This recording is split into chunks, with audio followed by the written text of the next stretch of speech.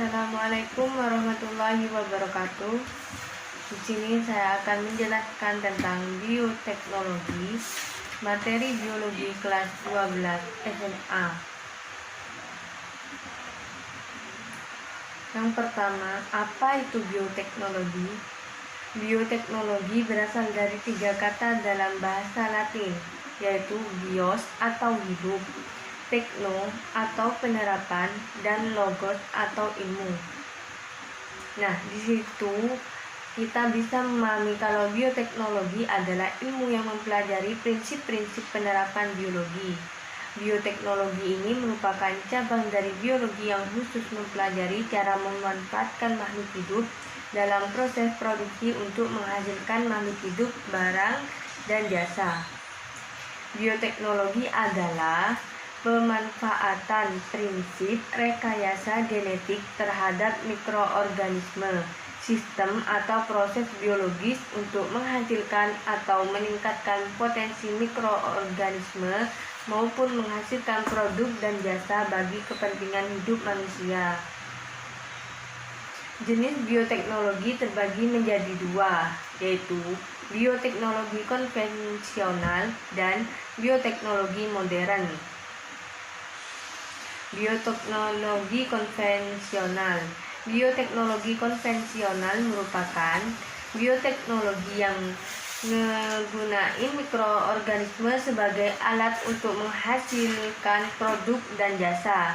Biasanya bioteknologi konvensional menggunakan bakteri dan jamur untuk menghasilkan enzim-enzim tertentu untuk melakukan metabolisme yang menghasilkan produk tertentu.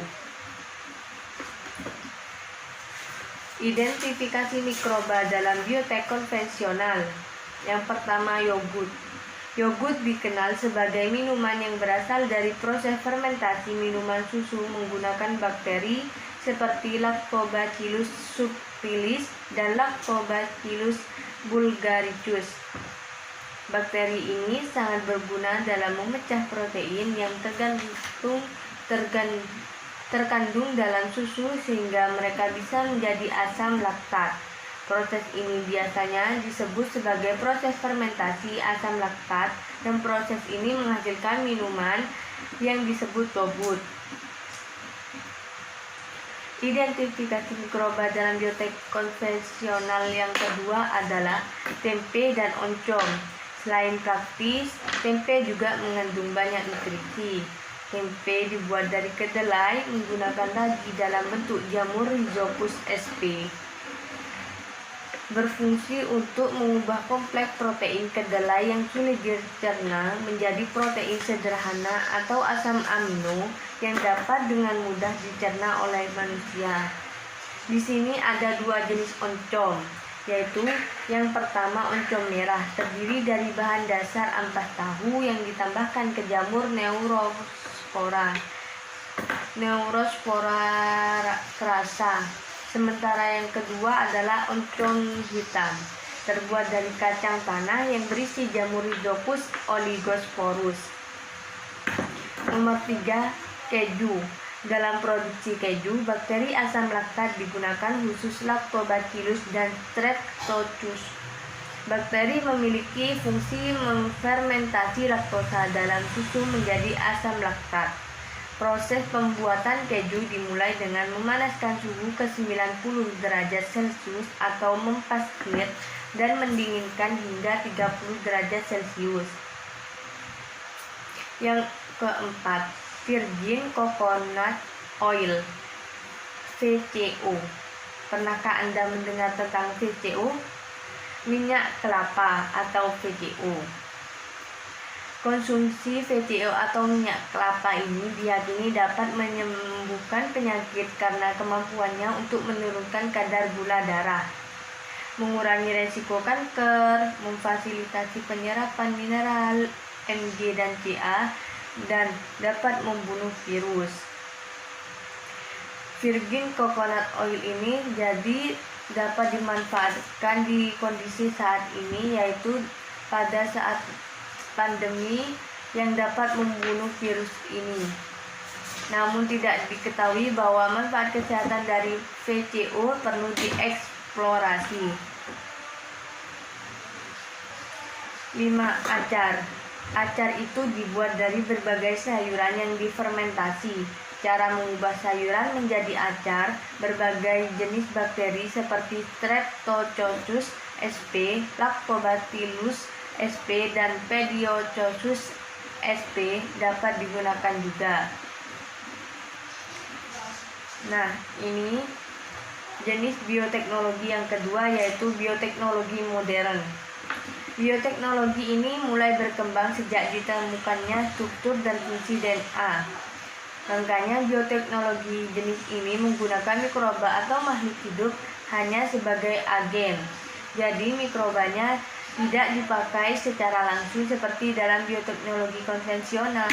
Oleh karena itu, bioteknologi modern membutuhkan alat dan perlengkapan yang modern dan canggih dalam proses pembuatannya. Menganalisis proses bioteknologi modern. Yang pertama, kultur jaringan. Apa itu kultur jaringan? Kultur jaringan adalah teknik perbanyakan tanaman secara vegetatif buatan yang didasarkan pada sifat fitopotensi tumbuhan. Apa itu fitopotensi? Fitopotensi adalah kemampuan sel tumbuhan untuk tumbuh dan berkembang menjadi individu baru apabila ditempatkan pada media dan lingkungan yang tepat. Artinya, dengan kultur jaringan dapat diperoleh bibit tanaman dalam jumlah besar dalam waktu yang singkat. Apa manfaat kultur jaringan itu? Manfaatnya diantaranya adalah memperbanyak tanaman baru dalam jumlah banyak. Tanaman yang dihasilkan memiliki sifat yang identik, dapat menghasilkan tanaman baru yang bebas virus, dan melestarikan sifat tanaman induk. Yang kedua, teknik plasmid.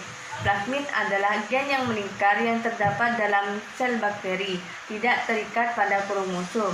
Teknik plasmid adalah penggunaan plasmid sebagai vektor dalam teknologi DNA rekombinan. Contohnya adalah bakteri penghasil insulin. Yang ketiga, teknik hibridoma. Teknik hibridoma adalah penggabungan dua sel dari organisme yang sama atau berbeda, sehingga menghasilkan sel tunggal berupa sel hibrid atau hibridoma yang mempunyai sifat gabungan kedua sel tersebut. Contohnya yaitu dari sel kanker dan sel limfosit terbentuk antibodi monoklonal. Apa manfaat antibodi monoklonal itu? Yang pertama, untuk mendeteksi kandungan hormon chorionic gonadotropin atau HCG. Yang kedua, mengikat racun dan mengaktifkannya. Yang ketiga, mencegah penolakan jaringan terhadap sel hasil transplantasi jaringan lain. Yang keempat, cloning. Apa itu cloning?